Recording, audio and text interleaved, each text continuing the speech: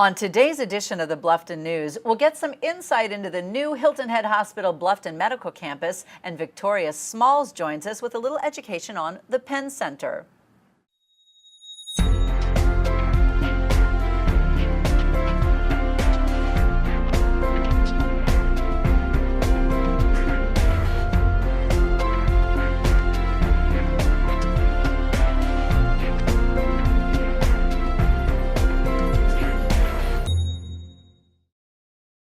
Thank you for joining us for the Bluffton News. I'm Anneliza Itkor, and these are Bluffton's current headlines. Principal Senior Living Partners, an Atlanta-based assisted living company that specializes in Alzheimer's care, plans to expand its chain to Bluffton. The organization, which operates 17 Benton House senior centers in 5 states, has submitted a preliminary development plan to the town of Bluffton staff in hopes of building a 41,364 square foot facility just outside the gates of Hampton Lake Residential Development. The company hopes to open the center in the summer of 2014, and it would prove to be an employment boon as it will employ 25 to 30 full-time employees, including nurses, care assistants, cooks, and other support staff. The town's Development Review Committee, made up of staff and planning commission members, has requested further justification for the 49 proposed parking spaces, a traffic impact study, the addition of an outdoor gathering area, and modifications to an access road off Parklands Drive to improve safety and minimize impervious surfaces that cause greater stormwater runoff. Once the company provides this final development plan, the project can advance. Federal election politics and state budget maneuvering are colliding, and the University of South Carolina Beaufort could actually benefit from political ambition. Members of the Beaufort County Legislative Delegation and campus administrators have been making the case for state funding parity for USCB to Representative Chip Limehouse, who chairs the Ways and Means Subcommittee for Higher Education, placing him in a critical position to prioritize funds. Because Limehouse is one of 16 Republicans running for Congress in a special election for the district, he is keenly aware that USCB supporters are watching his support of the issue. The hope is that the Charleston Republican will champion USCB funding in an effort to win over Beaufort County voters. Limehouse's important budget writing position may elevate his profile over others, most of whom aren't in the state of legislature, but it also could trip him up. Criticism has been voiced over USCB's funding challenge being given higher priority over USC-Aiken and USC Upstate. Limehouse has emphasized that the funding effort has a long legislative journey to make. As the Bluffton Today Open enters its 8th year, the junior tennis tournament is moving to a new venue. The 2013 Bluffton Today Open will be held May 10th through the 12th at the Wilson Lawn and Racquet Club in Palmetto Bluff. Warren Florence, the Palmetto Bluff tennis director, will serve as the new tournament director. Tournament founder Bob Brown, who previously hosted the event at Bluffton High School, was seeking a larger venue for this year's edition. Palmetto Bluff was looking to host a weekend-long tournament this year after hosting several successful one-day activities in the past. The Wilson Lawn and Racquet Club offers more courts and extra seating for spectators, as well as other amenities at a venue that was named the #3 tennis resort in South Carolina last year by Tennis Magazine. B.J. Hill and his Bluffton High basketball teammates want to take a different approach to the playoffs this season. A year ago, the Bobcats dominated the SCHSL Class AAA region and bowed out in the first round of the state tournament. This time, they are more battle-tested after fighting through a much tougher Region 8 at the Class 4A level. Bluffton demonstrates some of that toughness in its regular season finale last week, turning up its defense late in a 61-56 come-from-behind victory at rival Beaufort. The Bobcats earned the region's #2 seed for the state tournament, which begins this week. They'll host 9th-ranked West Ashley or Wando in their playoff opener. Bluffton and Fort Dorchester tied for second place, but the Bobcats held the tiebreaker thanks to their recent victory over region champion Somerville. The Beaufort County Board of Education will hold open forums with 3 superintendent finalists to lead the district of 20,000 students. The finalists, selected from a pool of 7 candidates interviewed by the board last week, are Gloria J. Davis, currently superintendent of Decatur Public Schools in Decatur, Illinois; Catherine Leroy, currently director of high school programs for the Duval County Public Schools in Jacksonville, Florida; and Jeffrey Moss, currently superintendent of the Lee County Schools in Sanford, North Carolina. At each forum, that night's featured candidate will make a brief opening statement and then answer questions from audience members. Questions will alternate between live audience members and television viewers who submit their queries via email. Let's take a look at what's happening around the state. Hamilton Morales, 33, is charged with unlawful conduct toward a child after being accused of beating his son with a belt and making the boy walk in the backyard with a backpack filled with weights. Rock Hill police said Morales' mother called police around 5 o'clock Wednesday and reported that her son abused her grandchild. When police arrived, the 10-year-old boy described the nature of the abuse. Police reported seeing scrapes on the boy's shoulders and red marks on his legs. According to the police report, Morales stated he was punishing his son for an incident at school. For more information on these headlines and more, please check out the media sources you see listed on your screen. You can also follow us on Facebook and Twitter. Coming up, Lynne Hummell from the Bluffton Sun joins us to give us a lowdown on the hot topics of Bluffton, and Shellie West-Hodges brings us the Bluffton Business Report.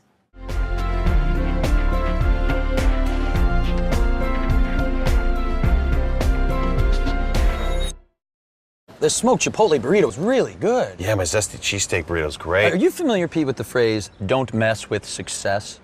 Yeah. Because this is not only messing with success, this is taking success to the cliff and shoving success over. Success said, oh, please, don't do anything, leave me alone. These burritos didn't even hear that. They heard, oh, put, and that was it. It was just like, wah.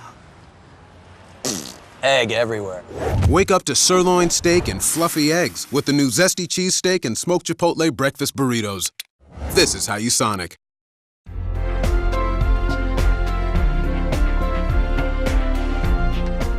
Welcome back to the Bluffton News. Joining me now is Lynne Hummell from the Bluffton Sun. Lynne, I understand we've got a lot going on in Bluffton these days. That's right. The town has recently purchased an additional 7-acre parcel in Buckwalter Place that will expand its May River Technology Park, adding to the 23 acres that the town already owns for that project.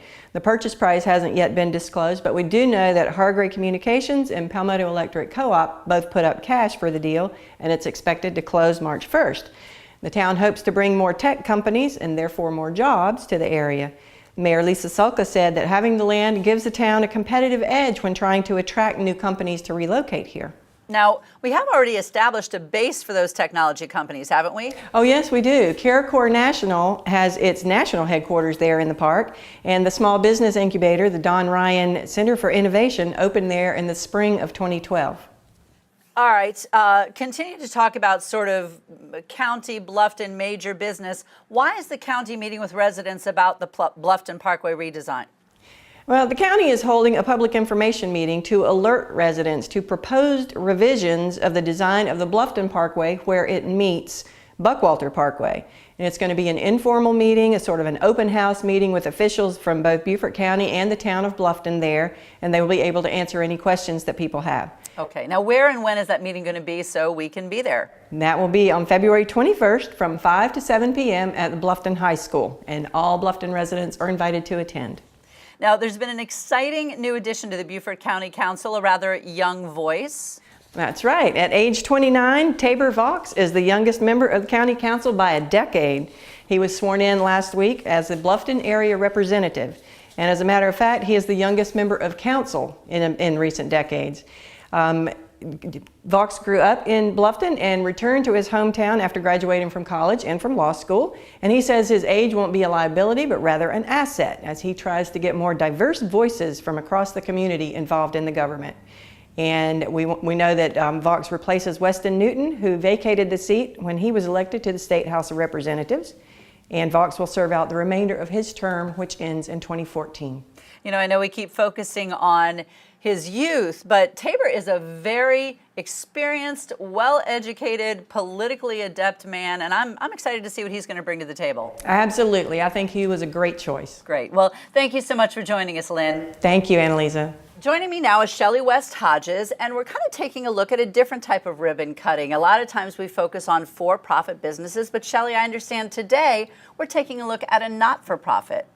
Yes, God's Goods is located over on Persimmon Street, and they have a thrift store, and that is affiliated through the Church of the Cross in downtown Bluffton. Now, I know thrift stores are very, very popular in this area, and I have to say there's quite a few of them. How does God's Goods feel it's going to compete? Well, now they take donations like the rest of the thrift stores, but they are all volunteer based, and any of the monies that they make through the thrift store go to missions groups locally as well as globally. Well, one of the things that I think is going to be neat about God's Goods is I know Church of the Cross has a very large congregation, and usually that's an indication about whether there's going to be really good stuff. So I expect that they'll have some terrific bargains and treasures to go explore. Yeah, and they've done a great job setting that store up to look like any other retail store. The way it's very nicely done. They just expanded, and they have a lot to offer, and I encourage everybody to go out there, and it goes to a great cause. Great. Now, if someone wants to get involved, not just shop, but if they want to get involved with the God's Good Thrift program, is there a certain person they can get in touch with? Yes, the ministry leader there is Kim Perry, and they can call the church office, which is 757-2661, and either leave a message or ask for Kim directly, and it's a great mission group. Terrific. Shellie, thanks so much for bringing us such a great story. Thank you. When we come back, Mark O'Neill is going to give us finally some insight into the outpatient center in Bluffton, and we'll also be joined by Victoria Smalls and take a look at Penn Center.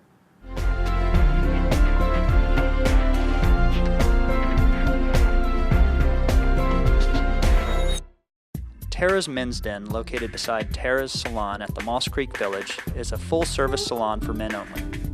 Open Monday through Saturday from 9:30 a.m. to 7 p.m. We offer haircuts, color, highlights, waxing, and treatments for hair loss. No appointment necessary, so come enjoy a relaxing atmosphere for men only, and don't forget senior discounts every Wednesday. Call or visit us today. Our number is 843-837-5555.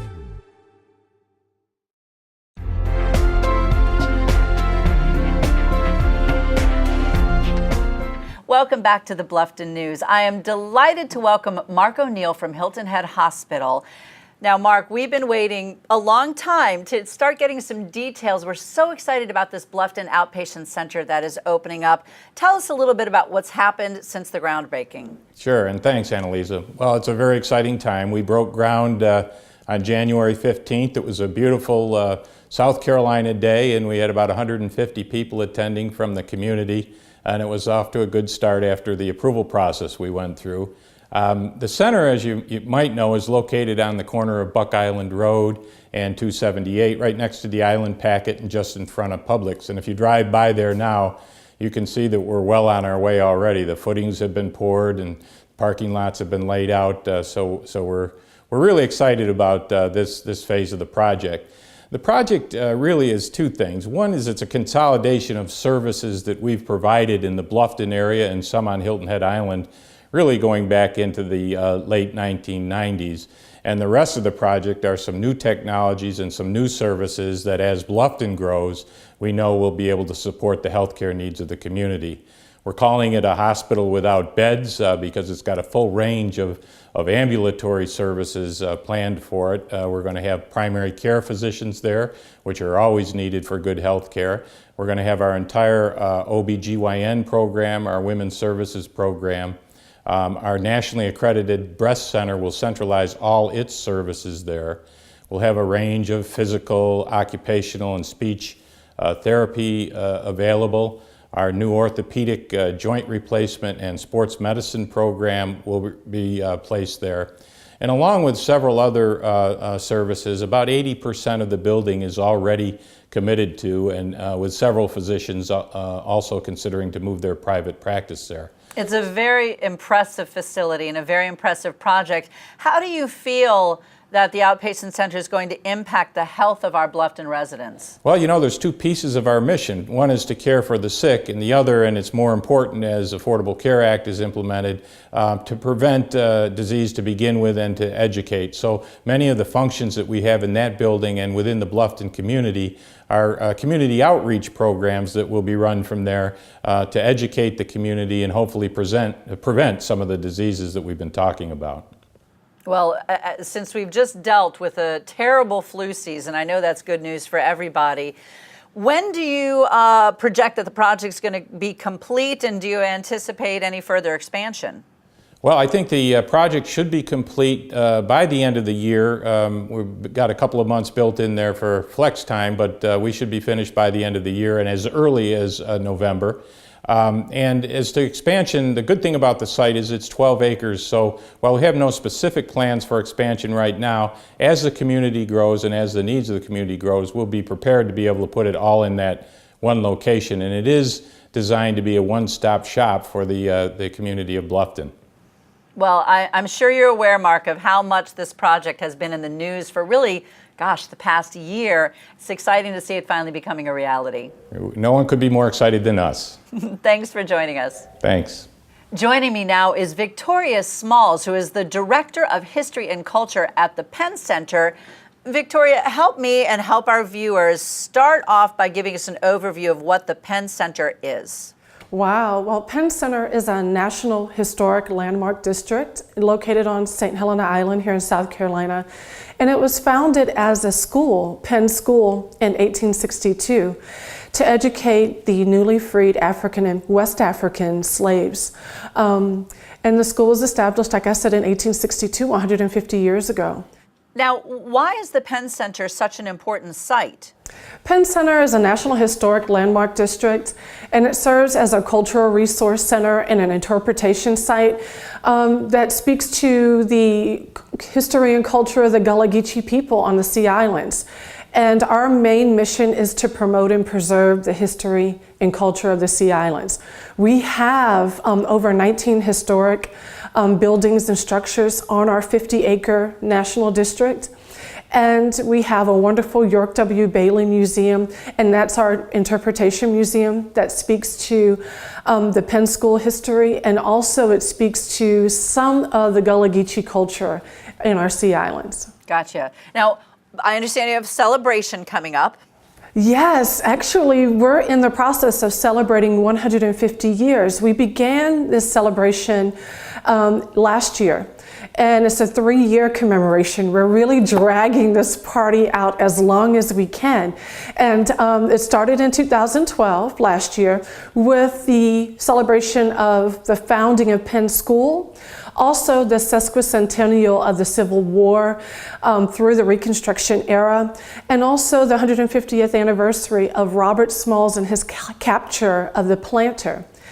This year, the 2013 year, we're celebrating Penn Center's community service, and that involves the Civil Rights Movement, Dr. Martin Luther King Jr.'s stays, many stays at Penn Center, along with the Southern Christian Leadership Conferences that were held all the way from 1963 to 1967 right at Penn Center.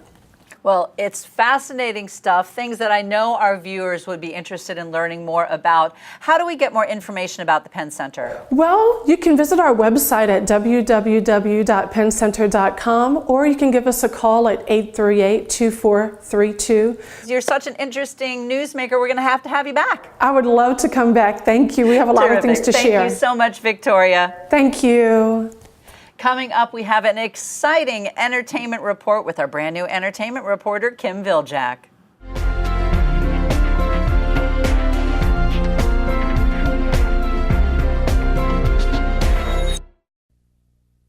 Okay, so it's a romantic dinner for two. Now, I've already cut some tomato. Time for the vinaigrette. You are gonna love this. Okay, we need some sesame seeds. My favorite pan. Now, what's really important is with Merillat cabinets, you'll discover function that's irresistible. good thing I'm not the jealous type.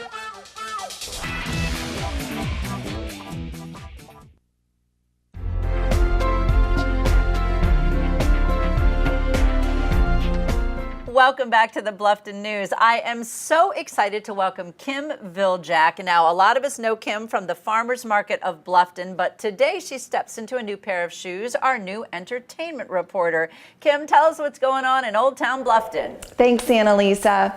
Well, we're going to celebrate our unique town of Bluffton this weekend, this Friday, February the 14th. The Society of Bluffton Arts is going to be holding its Winter Art Walk. It's going to take place in Old Town Bluffton at all the different galleries downtown. They'll be introducing their new artist to the community. You can meet them at the different galleries.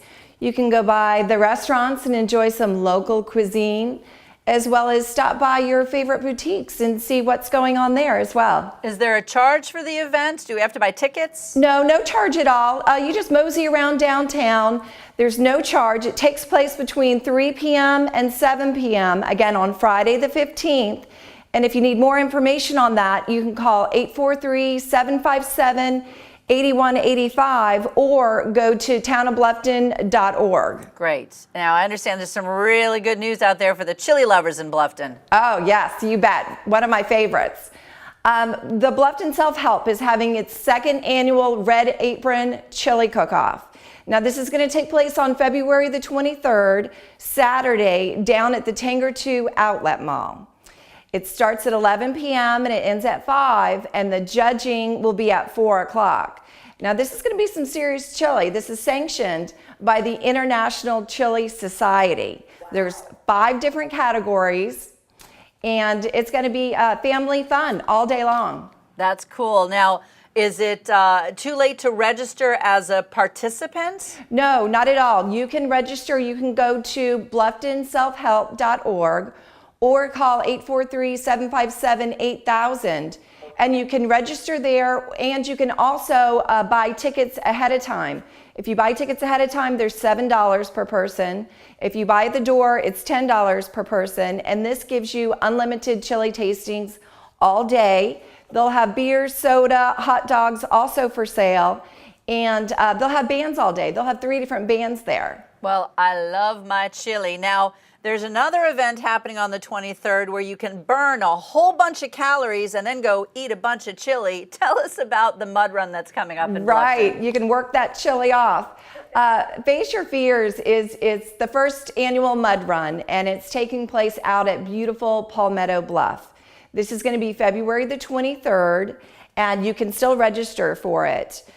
This is a fundraiser for 4 different charities for fallen and wounded warriors in the special ops. You can go to faceyourfearsbluffton.com and find out more details on it.